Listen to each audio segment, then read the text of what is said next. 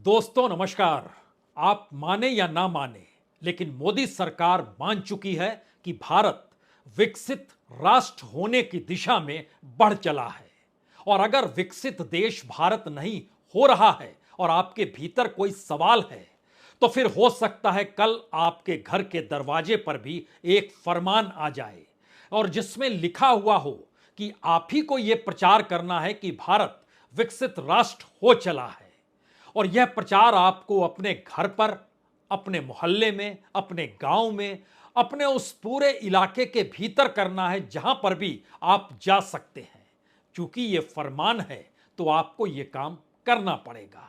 आप कहेंगे कैसे यह संभव है जिस देश के भीतर अभी भी रोजगार को लेकर लाले पड़े हुए हों, किसानों को अपनी आय जो लागत होती है वह भी मिल नहीं पा रही हो, हाथों में डिग्री लेकर इस देश के भीतर का युवा अभी भी सड़कों पर धूल फांक रहा हो, और आप कहते हैं हम विकसित हो चले हैं।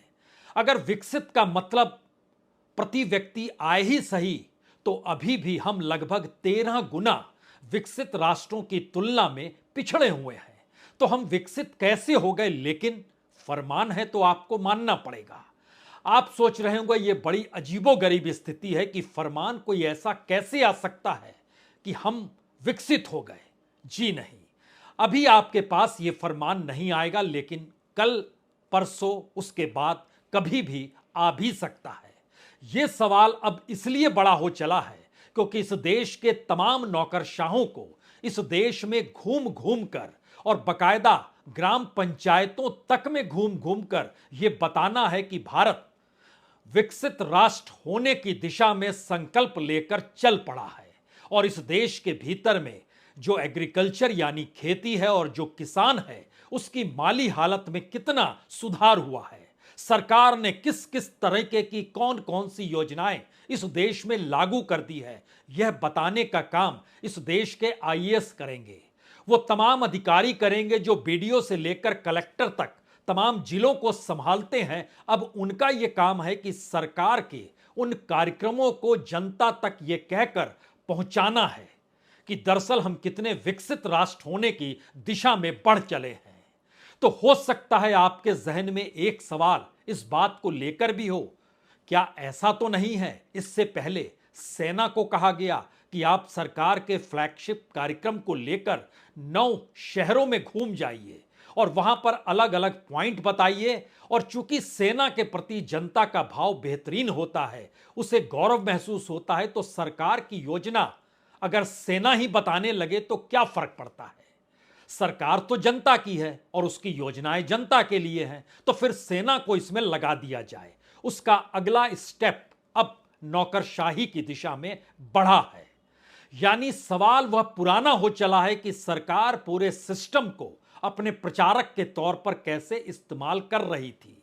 यह सवाल पुराना हो चला है कि सत्ता में बने रहने के लिए, सत्ता के लिए जो अलग अलग सरकारी संस्थानों का उपयोग इस दौर में हो रहा था, वो सारे सवाल अब पीछे छूट गए। नया फरमान नौकरशाही के लिए है, और इस नौकरशाही के फरमान की एक तस्वीर जरा आप देख लीजिए, जो 3 दिन पहले ही जारी की गई इस देश के भीतर में, चाहे वह डिप्टी सेक्रेटरी हो, ज्वाइंट सेक्रेटरी हो, डायरेक्टर लेवल का अधिकारी हो, इस देश के भीतर में जितने भी जिले हैं, उन जिलों में जितने भी ग्राम पंचायतें हैं, उन तमाम जगहों पर अगले 60 दिनों तक ऐसा कार्यक्रम चलाया जाए जिससे लोगों के ज़हन में यह बात बस जाए कि हां, यही वो परिस्थिति है जिसमें भारत विकसित तो हो चला है।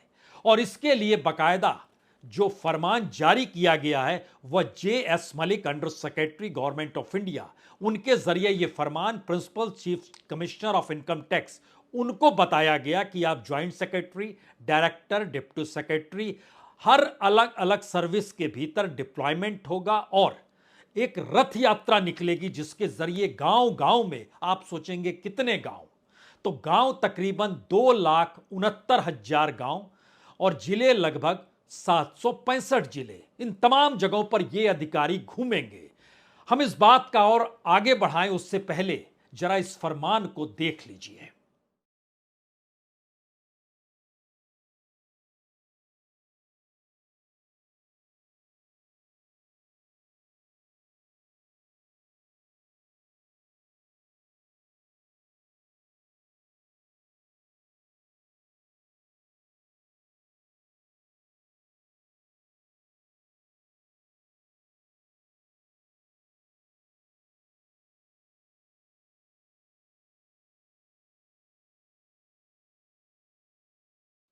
ठीक देखा आपने, यही वो चिट्ठी है जो जारी की गई है और इसकी तारीख जो है वह 17/10/2023 की है। जो फाइल नंबर है वो I-28047/8/2023 है और देश के 765 जिले 2,69,000 ग्राम पंचायतों में इस देश के भीतर एग्रीकल्चर यानी खेती और किसानों के कल्याण को लेकर सरकार ने जो भी काम किया है उसको बकायदा सेलिब्रेशन के साथ बतलाना है इन तमाम अधिकारियों को। और 9 साल में सरकार की जो उपलब्धियां इस दौर में की गई वो सब कुछ इस दौर में बताना है और उसका नाम रखा गया है विकसित भारत संकल्प यात्रा।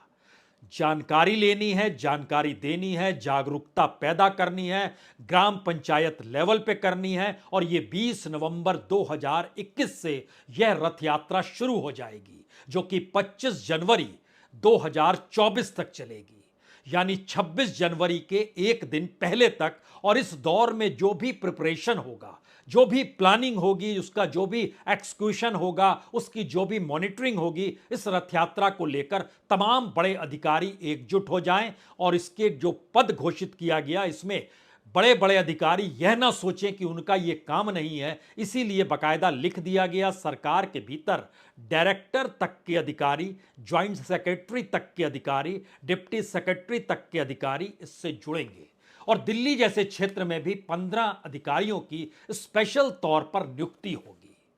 हो सकता है आप सोच रहे होंगे अगर वाकई सरकार सुबह से लेकर रात तक और उनके इलाके का बीडीओ हो या फिर जिले के भीतर में कलेक्टर और डीएम ही क्यों ना हो, वह भी अगर बताने लगेगा कि यह कमाल की स्थिति इस देश के भीतर आ चुकी है और हम विकसित राष्ट्र होने की दिशा में बढ़ चुके हैं, तो सरकार का कार्यक्रम जरा समझ लीजिए। दिसंबर के महीने में प्रधानमंत्री मोदी इस देश में 2047 का विजन रखेंगे। कैसा विकसित राष्ट्र होगा, उससे पहले विकसित राष्ट्र आपके जहन में बस जाना चाहिए, इसीलिए इसकी शुरुआत 20 नवंबर से हो जाएगी। और चूंकि यह रथ यात्रा के जरिए निकलेगा जो जिले जिले, गांव गांव, ग्राम पंचायत के भीतर रथ यात्रा के तौर पर देखा जाएगा, तो जनवरी के महीने आते आते अयोध्या में राम मंदिर और उसमें भगवान राम की प्राण प्रतिष्ठा का कार्यक्रम भी हो जाएगा जिसमें प्रधानमंत्री शरीक भी होंगे। यानी चुनाव की दिशा में बढ़ते हुए देश के भीतर में पहले सेना को झोंका गया, अब देश की नौकरशाही को झोंका जा चुका है। इस देश के भीतर में मीडिया, उसको तो पहले ही अपने हाथ में ले लिया गया और बताया गया आपको किस रूप में कौन सा कार्य करना है। फरवरी के महीने में अंतरिम बजट आना है, उस अंतरिम बजट में इस रथ यात्रा जो निकाली जाएगी, गांव, किसान, मजदूर, इनके कल्याणकारी योजना, इनके हक को बताते हुए कि हमने आपको ये दे दिया है, अब आप आंख मिचौली ना करें, कोई सवाल ना करें। तो एक क्षण के लिए जरा हमें लगता है कि आज इस देश की उस स्थिति को समझिए जहां पर इस देश के ग्राम पंचायत और जिलों के भीतर सरकार इस संकल्प यात्रा जो विकसित भारत के नाम के साथ निकाल रही है उसका सच क्या है। बकायदा सरकार का नीति आयोग यह कहता है कि इस देश के भीतर में 125 एस्पिरेशनल डिस्ट्रिक्ट उन्होंने बनाया जो बड़े ही गरीब जिले हैं। उन गरीब जिलों के भीतर की प्रति व्यक्ति आय, इस देश की औसत आय जो सरकार ने बताई उसकी तुलना में लगभग 1/4 है, यानी 25% है। और अगर इन गांव के भीतर चले जाइएगा जिनकी संख्या 125 एस्पिरेशनल डिस्ट्रिक्ट के भीतर तकरीबन 40,000 से ज्यादा गांव जो यहां पर मौजूद हैं, वहां पर न्यूनतम जरूरतों को पूरा करने के लिए भी इन लोगों को अभी भी पांव पर खड़ा हो पाने की स्थिति सरकार पैदा नहीं कर पाई। भारत ग्रामीण जीवन का भारत है और ग्रामीण जीवन का मतलब यह है कि कमोवेश 60% आबादी खेती पर निर्भर है। तो 2024 से पहले उनके जहन में इस बात को डाल दिया जाए कि भारत विकसित होकर कैसे बढ़ चला है और यह फरमान नौकरशाही के लिए है। इससे पहले सेना को था, उससे पहले मीडिया को था और उसके साथ साथ इस देश की न्यायपालिका के जरिए भी बहुत कुछ अपने अनुकूल करने की कोशिश कई माध्यमों से की गई। बचा क्या? बची है संसद, जिस संसद के भीतर जब कृषि कानून पर रिफॉर्म लेकर आया जाता है या 3 कानून लाए जाते हैं तो उसमें भी वोटिंग तक नहीं कराई जाती है और शोर शराबे के बीच उसको पार करा दिया जाता है। और इस देश में 700 से ज्यादा किसानों की मौत उस आंदोलन को चलाते हुए हो जाती है जो प्रधानमंत्री जिस कानूनों की तारीफ कर रहे थे। और 700 मौतों के बाद प्रधानमंत्री जागते हैं और कहते हैं ठीक है, मैं इसे वापस लेता हूं, लगता है आपको मैं समझा नहीं पाया। तो इस देश के समूचे सिस्टम को ही प्रचारक के तौर पर, यह संघ के प्रचारक नहीं है, ये आप कह सकते हैं मोदी प्रचारक है। जो मोदी प्रचारक जो संघ के प्रचारक से भी एक पायदान ऊपर खड़ा है, क्योंकि सत्ता अब उसके हाथ में है और उसे ही इस देश के भीतर में उन बातों को पहुंचाना है जो 9 बरस में सरकार अपनी नीतियों के आश्रय हो सकता है ना पहुंचा पाई हो, लेकिन सरकार को लगता है उसने कर दिया काम तो कर दिया, यानी कागज पे जो भी उपलब्धियां खींची गई है वही सच है और उसी को काम अब हर किसी को बताना है।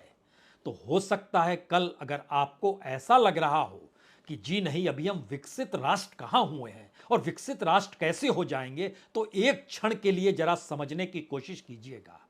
भारत की ओवरऑल इकोनॉमी जो है, उस इकोनॉमी के भीतर का सच क्या है, ये हम बताएं उससे पहले 2 बात दिमाग में रखिएगा।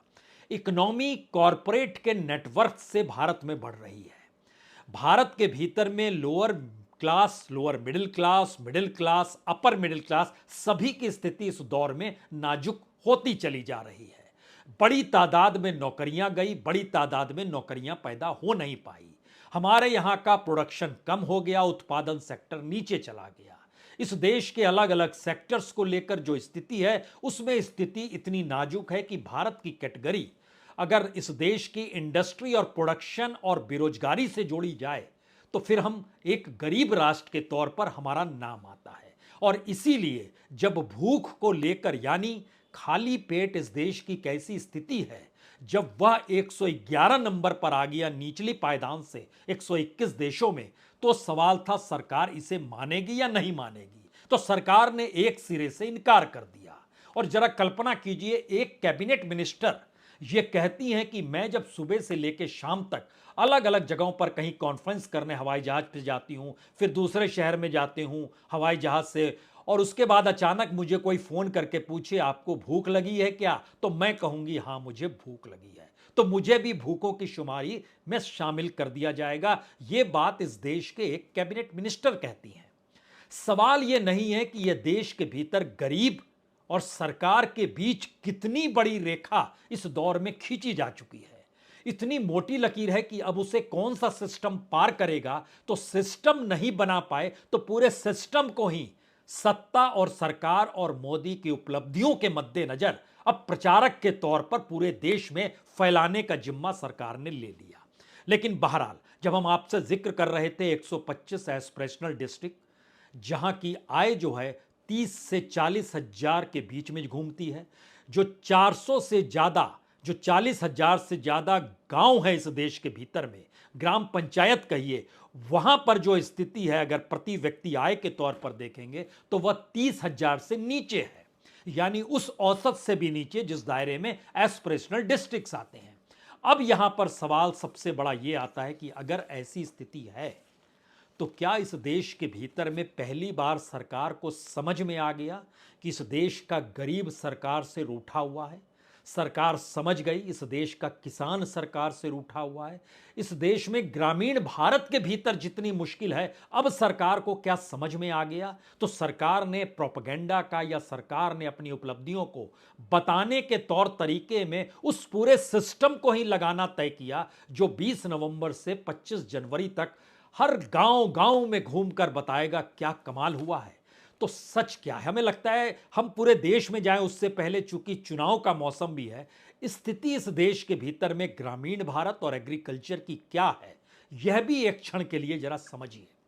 मसलन इस देश में जीडीपी में जो योगदान होता है वो तकरीबन 18% कृषि का योगदान होता है, लेकिन एम्प्लॉयमेंट कृषि जो देती है इस देश के 45-46% लोगों को देती है। अब यहां पर सवाल है कि 45-46% औसत है पूरे देश का। जिन राज्यों में चुनाव हो रहे हैं उन राज्यों का अगर औसत निकालिएगा तो वो तकरीबन 60% बनेगा, यानी 60% लोग एग्रीकल्चर पर निर्भर हैं। मध्य प्रदेश हो, राजस्थान हो, छत्तीसगढ़ हो या तेलंगाना हो। तेलंगाना में कम है, तकरीबन 48% है। छत्तीसगढ़ में ये लगभग 63% है। मध्य प्रदेश में ये लगभग 60% है। और जो जीडीपी का योगदान जो होता है राज्यों के भीतर भी, अब आप कल्पना कीजिए कि मध्य प्रदेश के भीतर इंडस्ट्री है ही नहीं, क्योंकि 44 से ज्यादा परसेंट जीडीपी में योगदान एग्रीकल्चर का है। यह स्थिति राजस्थान में लगभग 29-30% की है। छत्तीसगढ़ के भीतर लगभग 21-22% की है, लेकिन कृषि पे लोग टिके हुए हैं लगभग 12%। पहला मैसेज क्या है कि अगर एग्रीकल्चर ना हो ग्रामीण भारत के भीतर की परिस्थिति में, तो इस देश के भीतर लोगों की मौत हो जाएगी। परिस्थितियां इतनी नाजुक है कि क्या आर्थिक और सामाजिक तौर पर यह ऐसी परिस्थिति ले जाती है जहां व्यक्ति को वह लील ले। क्योंकि जब आप भूख का जिक्र करते हैं तो यूनाइटेड नेशन की रिपोर्ट इस सिलसिले में भी बताती है कि कितनी बड़ी तादाद में इस देश के भीतर में लोगों की परिस्थिति कैसे नाजुक होती चली गई और उनकी जिंदगी इस दौर में कैसे समाप्त हुई। लेकिन हमें लगता है फिर दोबारा लौटिए, गांव के भीतर में सरकार रोजगार दे पाने की स्थिति में सिर्फ मनरेगा के साथ है। मनरेगा में स्थिति इतनी नाजुक है कि जो लोग काम मांगने आ रहे हैं उनको भी काम दे पाने की स्थिति में नहीं है सरकार, जो कि प्रतिदिन 200 से 250 रुपए के बीच में अलग अलग राज्यों में उसे देना पड़ता है। बजट में इस बार ही 60,000 रुपए निर्धारित किए गए 6 महीने के भीतर, उसमें से लगभग 98% खत्म हो गए, यानी 57,000 रुपए खत्म हो गए।